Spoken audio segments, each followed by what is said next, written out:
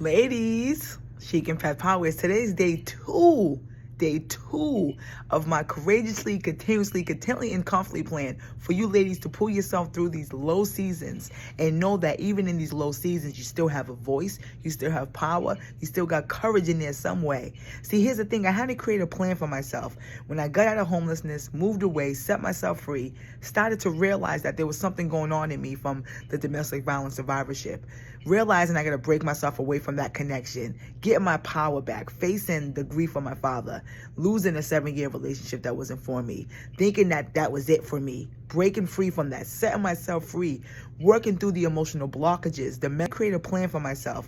When I got out of homelessness, moved away, set myself free, started to realize that there was something going on in me from the domestic violence survivorship.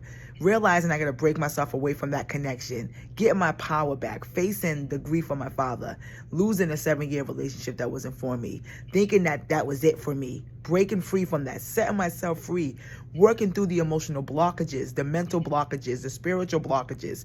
I set myself free from that bond. See, when you really break yourself from these bondages and you realize you don't have to go back and forth with friendships and people, that's when you're going to realize you don't need to pick up that call when those temptations try to come back in your life to bring you back to what you healed from. It's amazing that I got my power back for my life. Teaching my classes, designing, coming up with new skills and creativity, new passions and goals. These lower seasons of my life taught me new skills, new things I want to read, new things I want to pick up on. I've always been passionate about my life, learning and reading, sitting in the library, but going through that relationship, taking accountability for me entertaining that individual, understanding that I did see the signs from the beginning, but I chose to entertain that, not ever making excuses for that person, not feeling like I got to get an answer from that person, listening to God in that season when I lost that relationship and never got an answer. The answer I did get was listen to my inner spirit. Don't listen to the flesh, the ego, control your feelings and emotions. Don't think that person's winning because you've been abused and physically and mentally, emotionally from them. You got to understand, ladies, when you set yourself free from that domestic violence situation, an inner critic is going to be in your spirit. There's going to be a voice in your head constantly wandering around.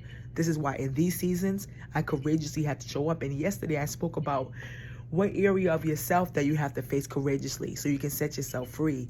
And where do you have to courageously show up for yourself so you can set yourself free and step into your true voice, your power, step on that inner critic that's stopping you from taking that leap of faith to take that class, write that book, start that class again, get back into your fitness, whatever you're trying to do. These emotional blockages and these mental things that you tell yourself can really stop you because of the trauma you've been through. But as a domestic violence survivor, today I want to ask you a question. Today's day 2 of my 4C series, and I want to tell you these questions.